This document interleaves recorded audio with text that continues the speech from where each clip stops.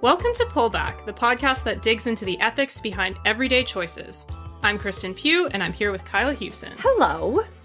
And this episode, we are looking at food insecurity and food waste, as well as efforts to address them. So I think it's going to be an exciting episode. We did our first, I would say, ambitious challenge in a while. Oh, you mean dumpster diving? Is that where we think that maybe I got pink eye? No.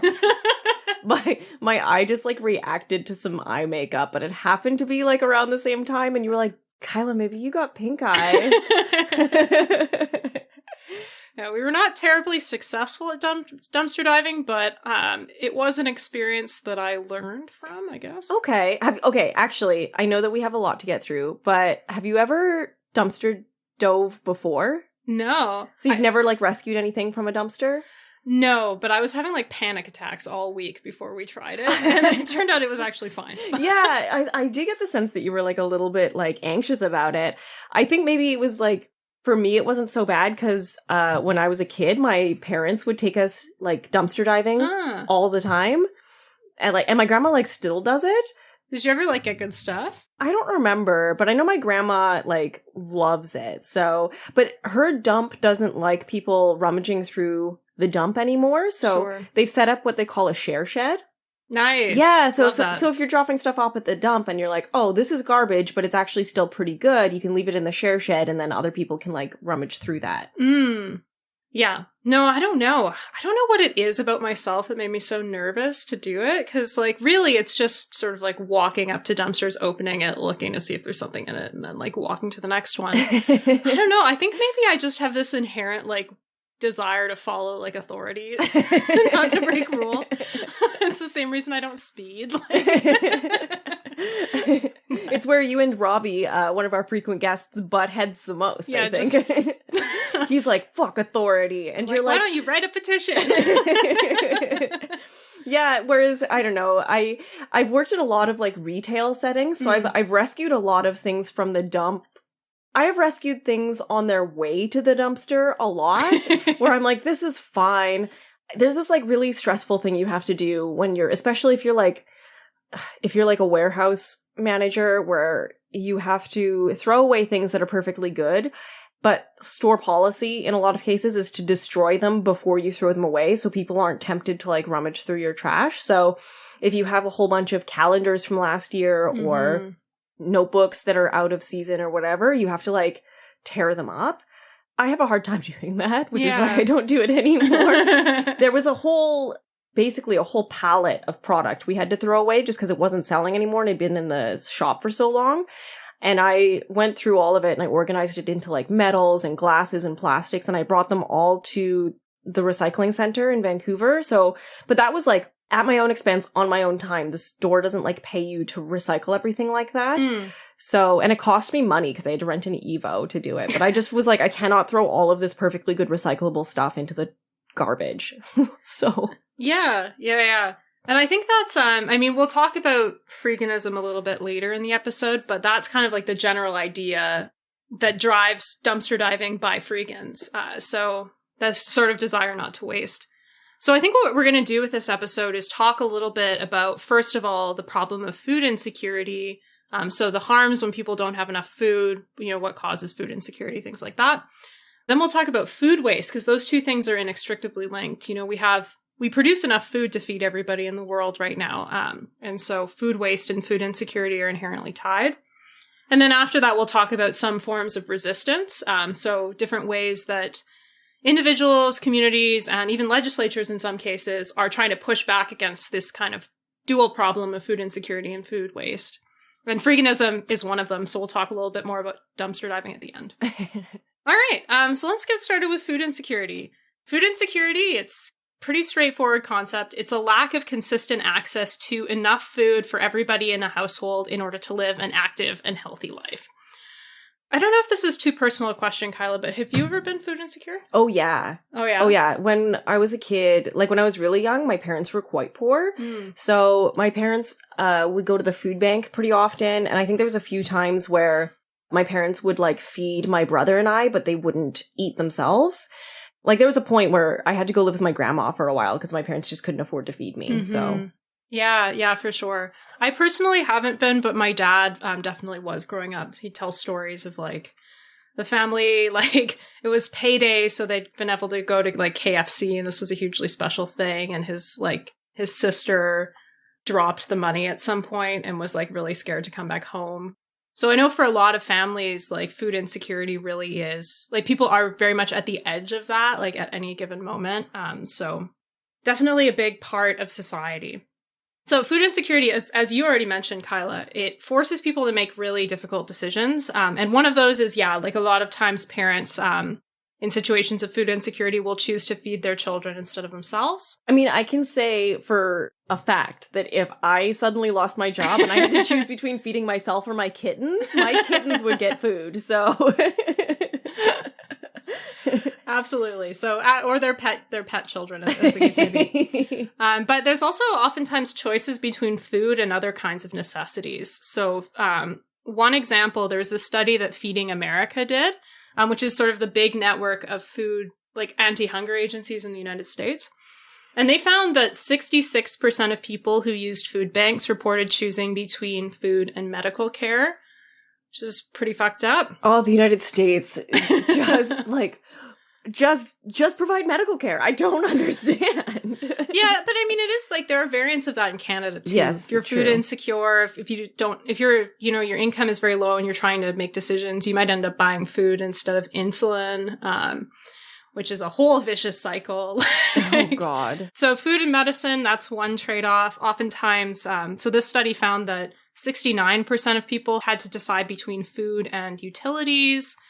67% between food and transportation costs. People, can't afford to have cars or bus passes or whatever. And 57% had made choices between food and housing. And I think anybody who has tried to find housing in a city in Canada knows exactly what that feeling is like. Ugh. The rent's just too damn high. Oh. In addition to that, there are a lot of sort of complicated coping strategies that people use when they're food insecure. So in the same study, Feeding America found that about half received help from friends. 40% had watered down food and drinks in order to sort of make food and drink last longer. 80% had purchased unhealthy food because it was more inexpensive. 35% sold or pawned personal property. 23% grew food in a garden, which I kind of think is nice. Oh, yeah. They found that 55% of households had used at least 3 of these different coping strategies. So to sort of give a sense of when people are in situations of food insecurity, like how stressful and complicated your life becomes. So food insecurity, one reason to care about it, in addition to like the inherent desire to feed people, is that food insecurity has a negative impact on health and childhood development. There's this idea that hunger has a toxic effect because it is linked to a bunch of different negative health outcomes. So one of those is obesity, which seems sort of like, might seem counterintuitive, but except when you realize that like fatty, unnutritious food is the cheapest. Well, and also like if you're used to not having enough food when you do have food in front of you, like I have a hard time not finishing every single thing on my plate just because like that early childhood experience where it was like every morsel of food on your plate is valuable. So now like that I am able to eat as much as I want, really, I could see how that mentality might cause problems. Yeah, definitely. And I mean, for similar reasons, there's a link between food insecurity and a lot of chronic diseases like high blood pressure. There are also links to all kinds of other health issues, including asthma.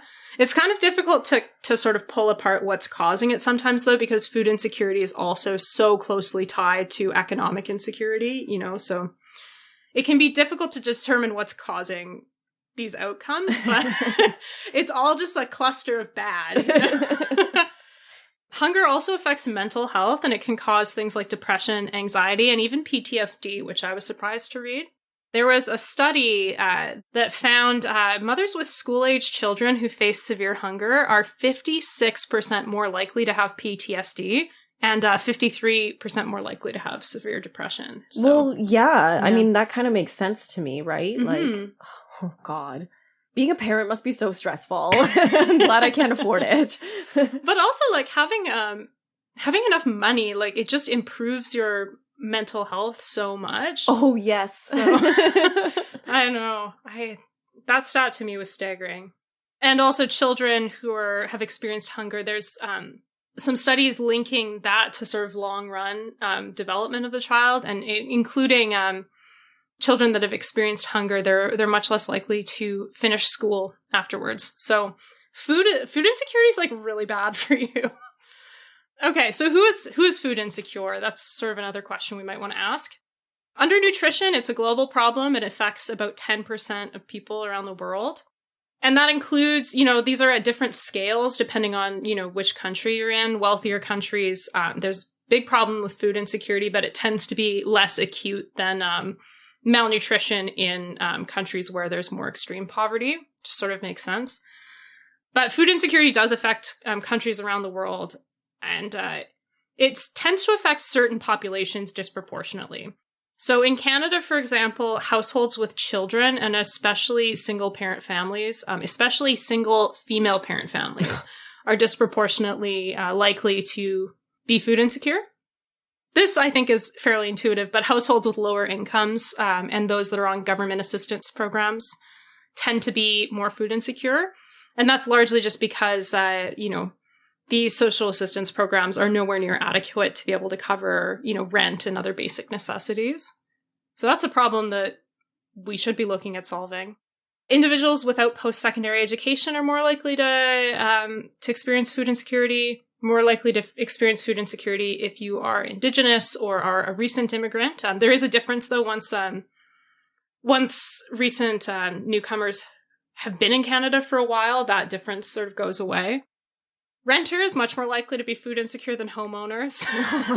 What? And people living in cities. So there are all kinds of, demographic differences.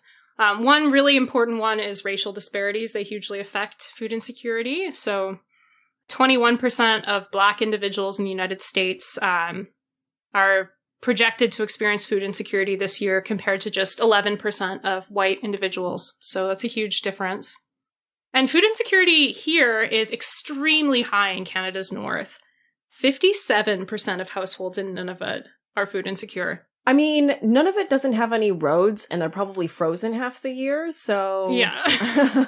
But also, I mean, the population up there, I think, is mostly Indigenous, and the government here doesn't really... Yeah, so there's a lot of poverty, and at the same time, food is like 3 times more expensive than it is in the rest of Canada because it is more expensive to ship. So yeah, I just thought that was staggering. More than half of the population there is food insecure. Well, and they're also in Iqaluit. They don't have any water right now because That's right. I forgot about that. Yeah, because there was like a gas leak, and so they're like trucking bottles of water up there. Hey, Nunavut, shout out. We see you. Yeah, so that's one of the starkest things I can think of in terms of how far we have to go for reconciliation. But yeah, I mean, if we can't get water to people in Canada, then I'm sure food, like, I feel like water comes before food, and... Yeah, exactly. You can go a little longer without food than you can without water, although... Nobody in a wealthy society like Canada should be either food or water insecure. No, that's my position. Yeah, I would agree with you. But yeah, the national rate of food insecurity was 13% compared to the 57% in Nunavut. So just, I just thought that was important context. 13% is still pretty high. Yeah. COVID affected food insecurity.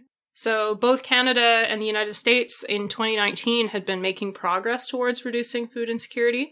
As far as I was able to understand it, food insecurity kind of went up during the financial crisis, and then it had been slowly going down since 2015. But the pandemic obviously caused huge economic disruption, and it created pressure on millions of individuals both in Canada and the United States. So the big difference between the two countries is public policy.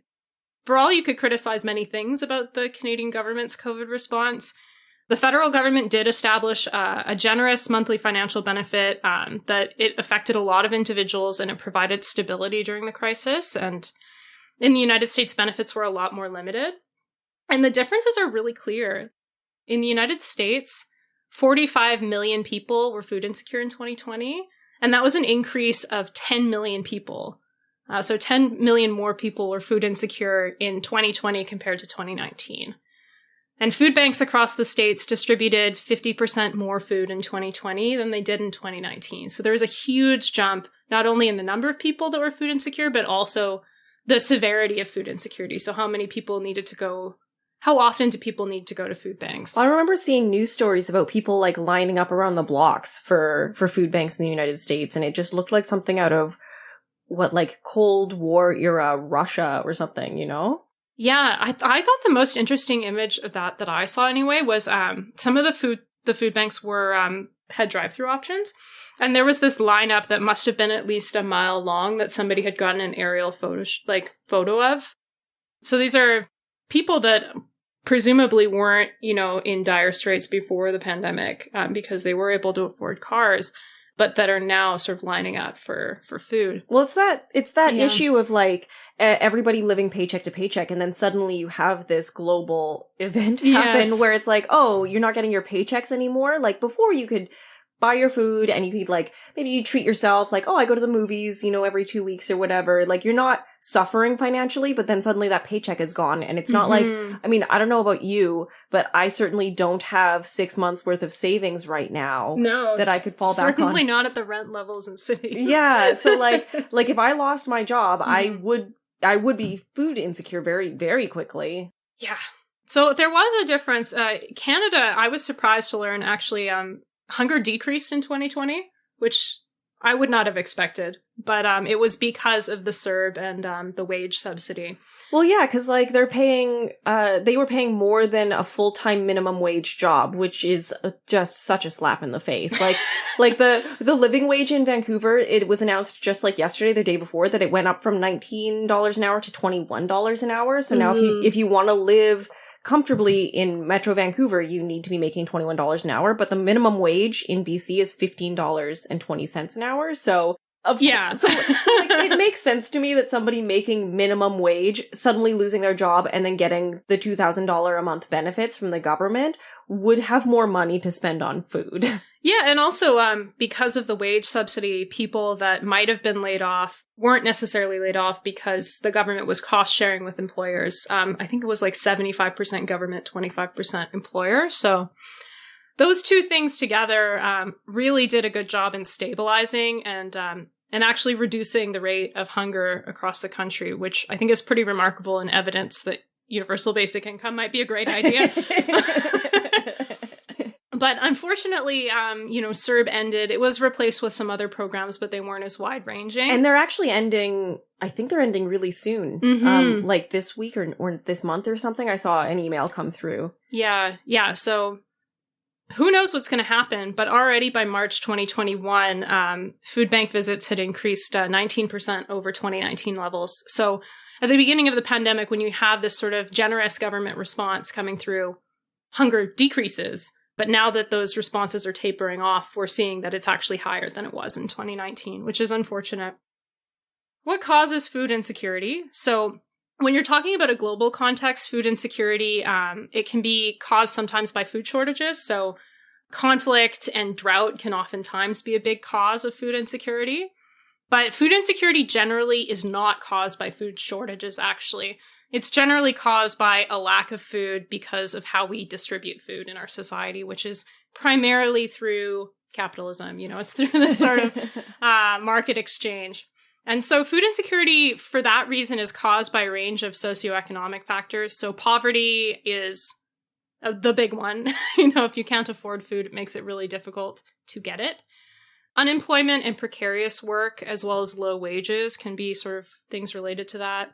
One big note is that it's not just insufficient income, it's also those disruptions in income that can cause food insecurity. As you mentioned, people being paycheck to paycheck, and maybe they lose their job and they're food insecure until they find a new one. Yeah, and it could be like someone who doesn't ever think they would lose their job. But like when the pandemic hit, I was working 3 different jobs in 3 different sectors and they all shut down. So I was working in the film industry, I was working in tourism, and I was working in retail. And it's like, maybe and they were all jobs that were very secure before the pandemic. So I was never really worried about like, oh, like, I'm gonna lose my paycheck soon. That was never a thought that occurred to me, because even if one of those places shut down, which seemed very Yeah, you thought you had 2 backup plans. Yeah. So that pandemic, like, it just slammed people who didn't expect to be slammed. Like, people who've been working in the hotel industry and they've been at the same hotel for like 30 years suddenly got laid off, right? Yeah. And a lot of the companies that are hiring back are now hiring back precarious workers instead of the full-time jobs they had before. But So we're seeing a pushback with this, what they're calling the Great Resignation, and it's like, fuck that, you know? Like, maybe try hiring back employees at places, like, in wages that are fair. But then, of course, you get the argument where it's like, well, these smaller businesses actually can't afford that, so who's going to come out victorious of this pandemic? And it's like, oh, all of the really big companies that can afford to, like, Amazon's raising their wages, and it's like, great, what we need is more people working for Amazon.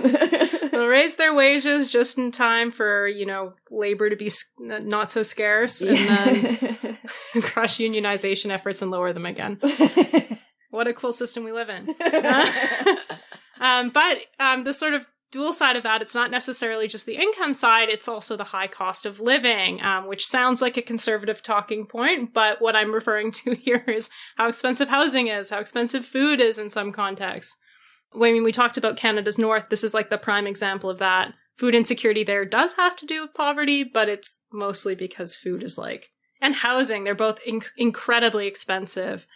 Trying to get an apartment in Nunavut, that was another thing I learned about recently. It's extremely expensive, and it's basically like a monopoly, so. Oh, yeah. Like one company owns all of the rentals? A lot of the rentals, yeah. Oh, and gross. Yeah. They don't seem like very good landlords, so... I don't know many landlords who seem like very good landlords. Maybe if you own your own property and you're, like, dealing with the one person who owns that one house, but... Yes, yeah. Rental companies, fuck you. So food deserts, that's another cause of food insecurity. Specifically, lack of nutritious food can be caused by... how those socioeconomic factors play out in terms of the supply of food, right?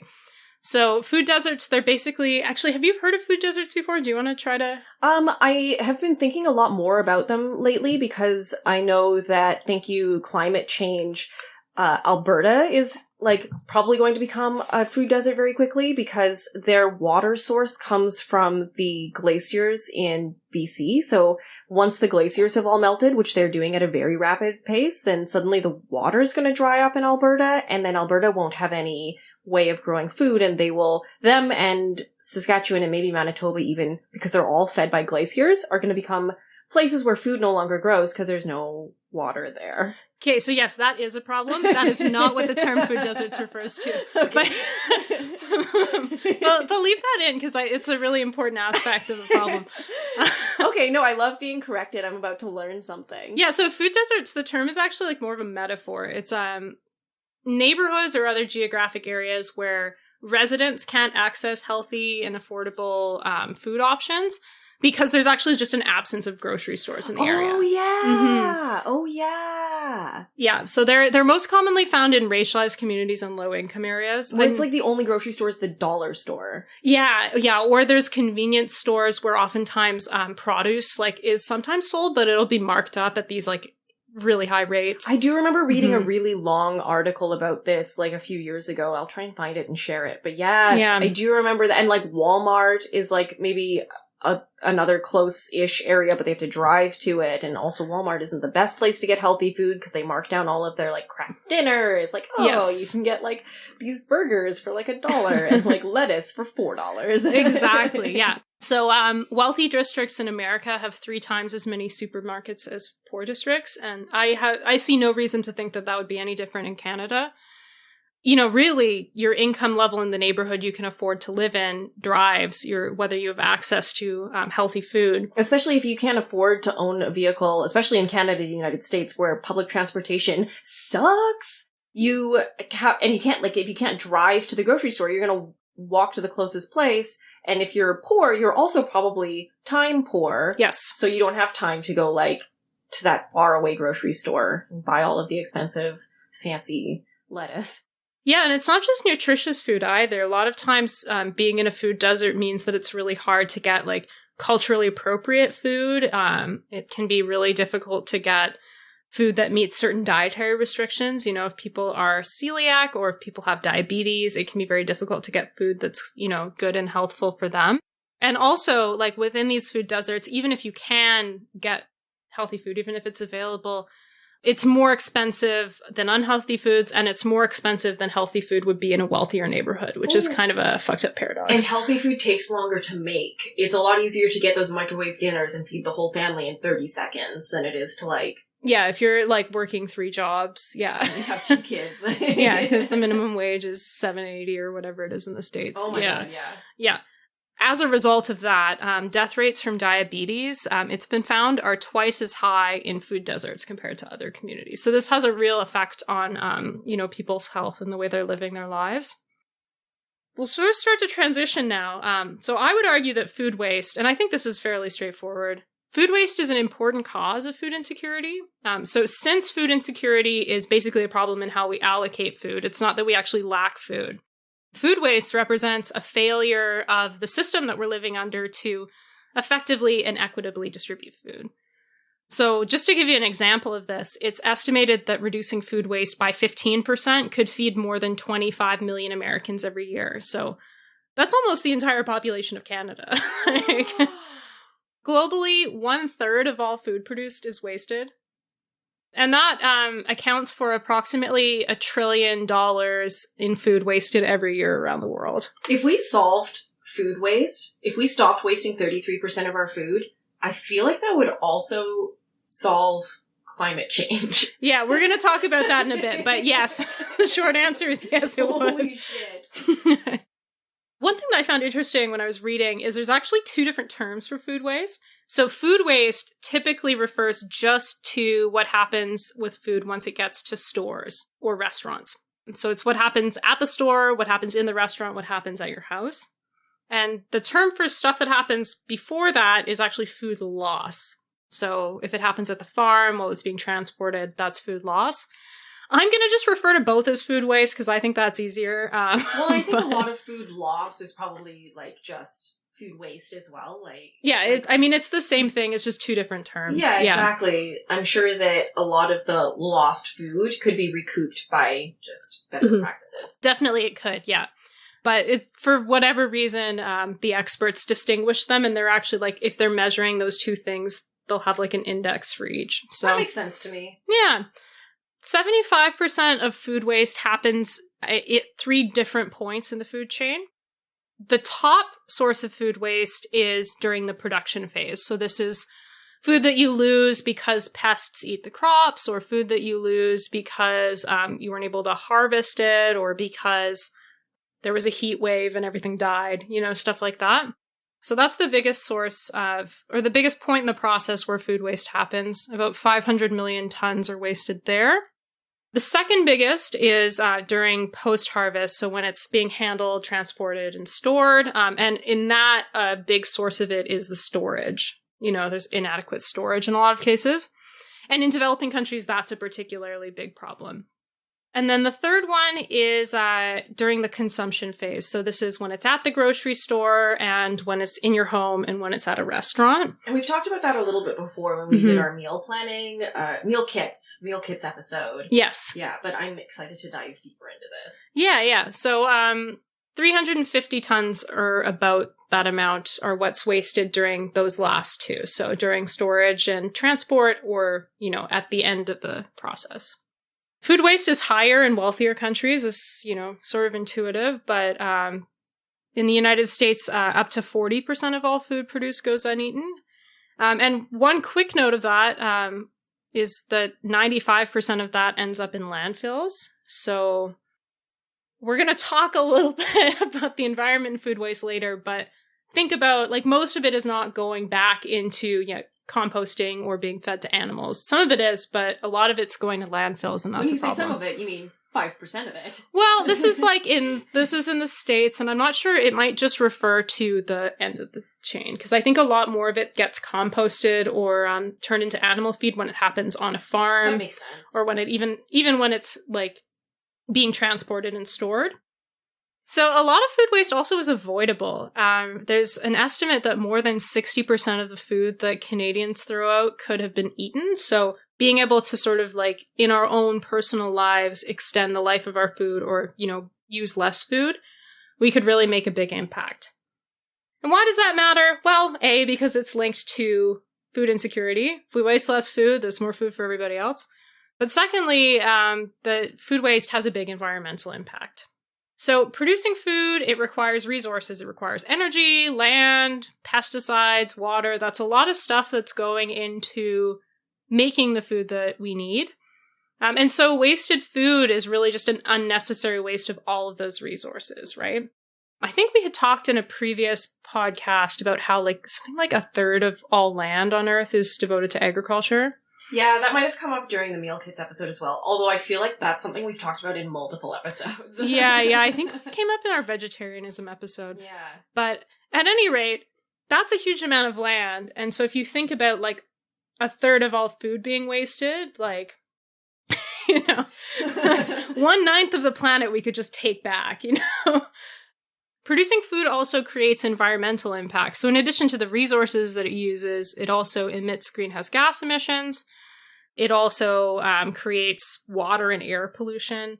And again, if we weren't wasting food, we wouldn't need to cause as many of those environmental impacts. And just to give you some context here, the global food system accounts for up to 30% of greenhouse gas emissions. So this is a really big fucking deal. If we could cut into that, we could make a huge dent in our emissions. Food waste, it also creates waste when it's disposed of in landfill. So, you could, even if you are wasting the same amount of food, by just composting it, you're making the harm a little bit less. Well, because when it goes to landfill, it makes methane, doesn't it? It does, yeah. And that's the worst greenhouse gas. Everyone talks about carbon dioxide, but methane. It's 25% more potent than carbon dioxide, so we really don't want to be producing methane. For all of those reasons, food waste is responsible for an estimated 8% of global emissions. That sounds like a small number, but it's a pretty big chunk if we were able to sort of take that away, because we really don't need to be wasting food. There's no actual reason for it. And so that's why Project Drawdown, which is a climate initiative, it's identified reducing food waste as the single most effective thing that individuals can do to address climate change. So it's a really big deal. Eating a plant-based diet is very close in terms of their estimated impact, but food waste is technically first, and you could do both at the same time. So what causes food waste? Retail food waste is caused by a few different things. One of them, this is something that people have probably heard of because there was the ugly fruit campaigns that have been happening recently. So the rejection of produce that doesn't meet visual quality standards, that red pepper that's slightly bumpy looking, things like that. That's one reason that food will be thrown out at retail. Sometimes it's just about inadequate storage, so things go off or things get damaged either in the store or when it's being shipped. Oversupply, we had talked about this, stores want to create those big displays that have abundant food, even though we learned in that Waste-Free World episode that doesn't even fucking work. So they oversupply and then have to get rid of the food afterwards. And also when things exceed those best buy standards, which aren't about food safety, but are just about food quality, grocery stores will pull them from the shelves, and that's another source of food waste. Another cause of food waste is just once you have those things that cause a food to be withdrawn from a store, just barriers to getting that food into the hands of somebody else that could use it. So if you don't have networks to redistribute food through food rescue organizations, we're going to talk to a food rescue organization in a future episode, so you'll hear that. But that can lead to food being wasted as well. So in restaurants, food waste is caused by, some sort of straightforward things you'd think of. Sometimes food will be prepared but not served. So if a restaurant is really trying to get ready for a rush and maybe it doesn't happen. Or a surplus inventory of ingredients. So maybe they purchased a bunch of food and, for the same reason didn't use it. Or it can sometimes be inadequate storage. In homes, food waste is generally, people forget about it or they see the best by date and think that means it's gone bad and throw it out. We'll talk a little bit more about how to reduce your personal food waste in a bit, but first, let's talk about France. Why don't you start? Because it sounded like you were excited. I mean, I just love the idea that it's against the law in France for grocery stores to waste food, right? It super duper is. So in 2016, France passed a law that bans supermarkets from destroying unsold food products.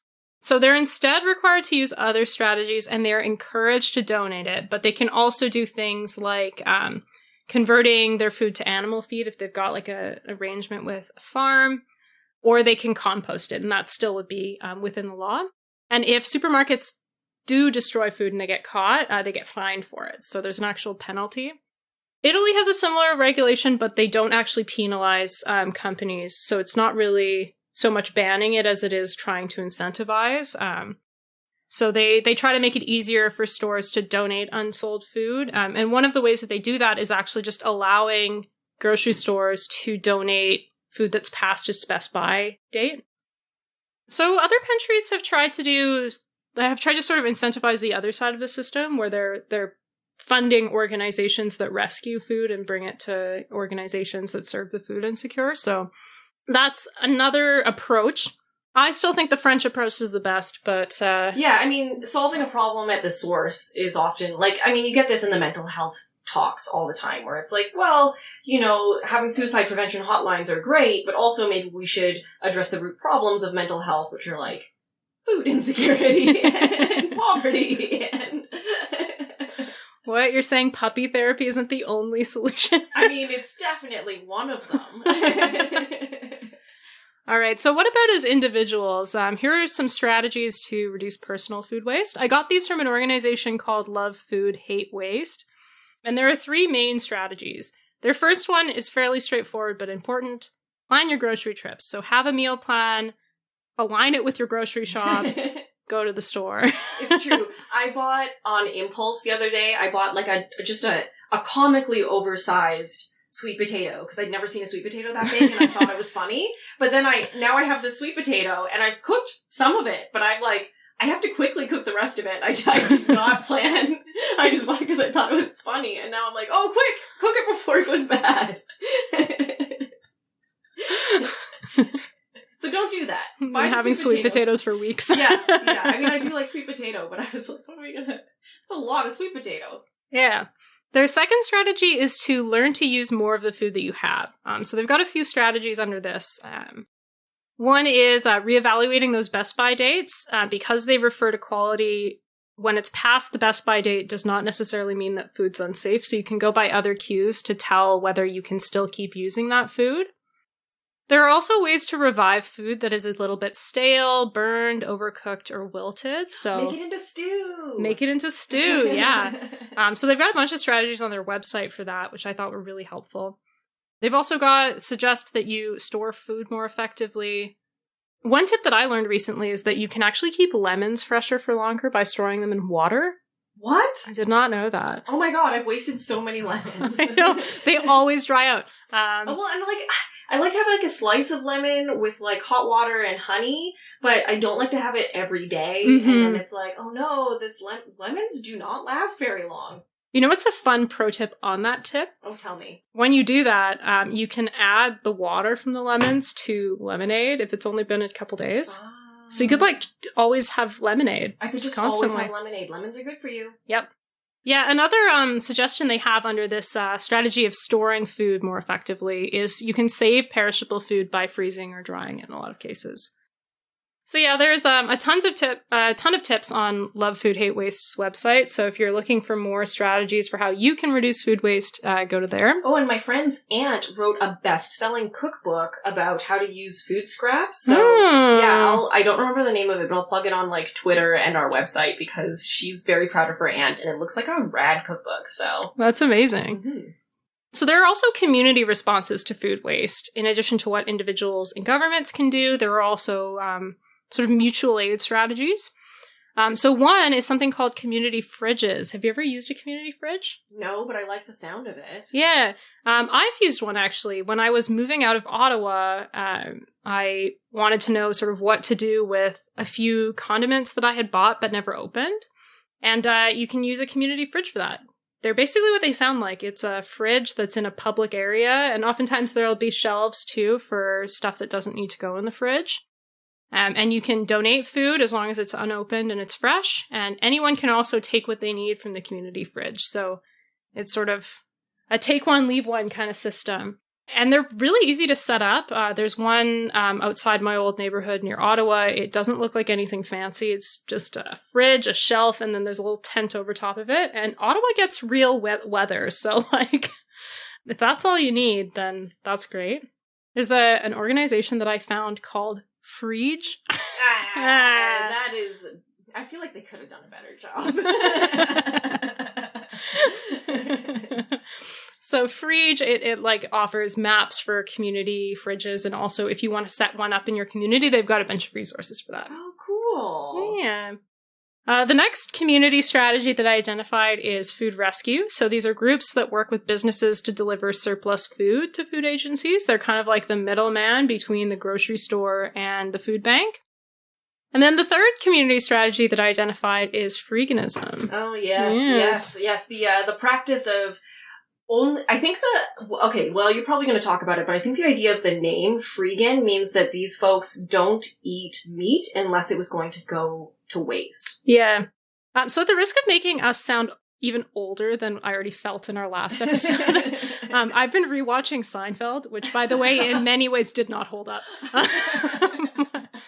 But I think Kramer is just freegan, you know? Oh, yeah. I'd never really watched Seinfeld, but Kramer was everyone's favorite character, I hope. Yes. And he was just a mooch. He just would come in and eat free everything for everybody. Yep, and if there was a way to not pay for something, he was on that strategy. That is the life philosophy of a freegan. So it's based on minimum participation in capitalism as well as limited consumption of capitalist resources. That's the basic idea. I learned some things about freeganism. So it's a term that was coined in the 90s, which feels right. That has truthiness to it. But it's actually based on a similar movement from the 1960s called the Diggers. This was a community anarchist group that was based in San Francisco. They sound super rad. Their aim was basically to create a mini society free from money and capitalism. They were like a theater, but they also set up like these community kitchens and stuff. And it was all aiming to not be part of capitalist exchange. And that's really freegans, their approach is that way as well. I also think it's somewhat similar to China's lying flat movement. Did you hear anything about that? No, what's that? It's super censored now, but basically the big like promise that the Chinese government has made for legitimacy is like, we'll make you economically more prosperous if you sort of like don't want democracy and stuff, you know? And so the lying flat movement is this kind of a bit of a protest against that. It's this idea that people aren't going to work that hard. They're not going to buy this like narrative of really having consumerist gains and having that be the way that you sort of value society. So the idea is you lie flat, you work as little as possible. Freeganism has a lot of elements of that, but it sort of takes it much wider. So freegans believe that capitalism creates overproduction. They're not wrong there. That's empirically true. And they try to refrain from participating in capitalism as much as possible. So they structure their lives around 4 core goals. So one of them is waste minimization and reclamation. So trying to waste as little as you can and trying to reclaim waste when you can, dumpster diving. Eco-friendly transportation. So using the bus, carpooling, walking biking. If you can bike using a reclaimed bike, that's hitting 2 at once. Rent-free housing, so squatting is often a freegan approach, and also working less, or volunteering instead of working. And so freegans attempt to meet their basic needs without buying things as much as they possibly can. And that includes for food, they might forage, dumpster dive, use community gardens, use community fridges, volunteering rather than working, and squatting instead of renting. Like anything else, freeganism is a continuum. Some people will practice it just casually, you know, maybe they'll go dumpster diving once in a little while. Maybe they'll try to forage for the things that they can forage for. But other people will try to withdraw from capitalism completely, and that can sometimes mean like living in a remote area on like their own little tiny farm. You know, Really depends. But let's talk about dumpster diving, which is one freeganism strategy. Yeah, we did that. We went dumpster diving. It went, I guess, well. We didn't really find anything, so it was a success for reasons other than that, though. It was a good experience. You conquered an anxiety. I sure did. Yeah, a lot of grocery stores, I've heard, will throw coffee grounds or even bleach on perfectly good food that they're throwing away to discourage people from going into their dumpsters. Why are they not composting the coffee grounds? I know that's not the thing I should have taken from that, but... Yeah. So, I mean, I did do some research because, like Kristen, I was a little nervous to go rummaging through dumpsters. So I looked it up, and in Canada, it's legal. Trash is considered public domain. If you throw it away, you can't. Did that make me less nervous when the cops were around us? No. There's a lot of... there was like a whole squadron near one of the dumpsters we were looking at. But yeah, anyways, it's not illegal. They could have told us to move off, but they couldn't have, like, actually done anything to us. It's only really a problem if you're trespassing on private property, if there's a sign up, if the dumpster's locked and you break the lock. So, you know, I guess don't do those things. But the number one thing I would say if you're going to go dumpster diving is don't climb into a compactor. It's not worth your life. That wilted lettuce, it's not worth it. Don't do it. I did find some pretty good tips at dumpsterdiving360.com. Nice. So, yeah, very, very It's like that one dental. I find the best sources. Thank you. So the rules that they have for diving... Wait, I'm sorry. Do you think the 360 refers to, like, they do it 360 days of the year? And if so, what days do they take off, do you think? I don't know. I know that there's like a UBI website that also is like 360.com, so I don't know if that's like a thing. If you guys know what that means, tell us. Maybe it's like degrees? I don't know. Anyway. Sorry, I interrupted you for the dumbest aside. No, that's okay. I also was like, why are there two like organizations about like free things that have... I don't know. But anyways, rules for diving. Don't make a mess. It's rude. Sure. Yeah, untie the bag and then retie it rather than cutting it open. Don't go in a compactor. Don't break locks. And don't trespass. That's basically it. You can basically go into any dumpster. But as Kristen and I mean, I don't know if we were surprised by this, but none of the dumpsters we looked in had anything interesting. It's mostly just gross and wet. Yep. It's real stinky. We also didn't open any bags because... We're cowards. Yeah, we're cowards. So maybe there was nice stuff we just didn't find. I don't know. But there are places that like a lot of divers might go. So I'll list a few of these places just because I think it's interesting. So construction sites are a big place people will go. Safety first. Sure. I'm not encouraging anyone to go to a construction site, but that's where a lot of divers do go to look for, like, you know, if you need wood or sometimes tools or maybe you need a new toilet. There's perfectly good toilets left out, you know? So, totally. Grocery stores are probably the number one. You have to be careful with grocery stores though, because they will, I mean, a lot of the time the food is in the trash for a reason. So you might think like, oh, there's a cold bunch of chicken in here, so it's probably fine. But it's like, well, maybe it got left out on the counter, then they brought it back to the meat department where they could write it off, and in that process it went back into the freezer, and then it got thrown away. I don't know. I know Freegans will rescue a lot of meat from dumpsters, but I don't think I would do that. I mean, maybe if you're cooking it to an insane degree. It's up to your personal risk standards. Yeah. I mean, your smell test is usually pretty good, I guess, but also careful. Careful. Yeah, I think I saw one person, because there's like all these communities on Reddit and Facebook that you can find, and there's people who are like, oh, I rescued some crackers and it gave me diarrhea. So it's like, well, another place that, I mean, the thing about grocery stores, right, is that you can always ask them. So if you go at the end of the day and you see them throwing stuff away, you can strike up a conversation. There's places where, like, divers have built a relationship with these stores, and so they'll leave the food out for them, or... And one person that we saw did offer to give us food when we were there. Yeah. So. That was an awkward interaction because we didn't want to explain what we were doing, but we also didn't want to take food that could potentially go to somebody else. Yeah, I don't know. Yeah. Also, I just didn't want to have conversations while we were in people's dumpsters. But yeah, another great place is bakeries. We tried a couple bakeries. No luck for us, but they're usually places where you can find, like, perfectly fine bread that they can't sell the next day because they're only selling fresh stuff. Retailers, especially electronic stores. Speaking as someone who used to work at a lot of electronic stores, I can attest to this.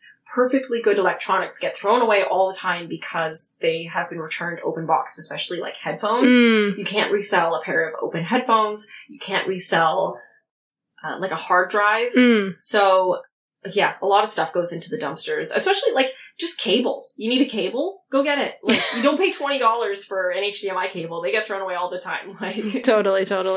Another good place to go is colleges or universities at the end of the year when all of the students are moving out. They can't take all their stuff. You can get furniture that way. I'm realizing that I haven't technically dumpster dived, but I have gotten some primo furniture from Sidewalks. Yeah, exactly. Yeah. Apartments on the first or last day of the month, which is move out day usually. Florists, if you want to get some like nice flowers at the end of the day that are maybe not like the freshest, but they're not like the worst. Ask at markets. So you can always talk to the vendors at markets, like, hey, are you going to throw any of this away at the end of the day? Can I come back for it? Or if you go back at the end of the day and you see them throwing it away, you can ask, or you can just wait. Yeah, one thing that I don't think you've mentioned, and it also seems kind of obvious, but I did not know this, is that the best time to go is like closing time. Yeah. Nighttime. Yeah, when things are being thrown away. Yeah. So if you're a night owl, this might be a great hobby for you. Yeah. And then CSAs. So what does that stand for again? Community supported agriculture? Yes. Yeah. Ooh, I was quizzing you in the past. No, I forgot. So community supported agriculture, that's where you can like order meal kits from farms basically, and they just send you fresh produce.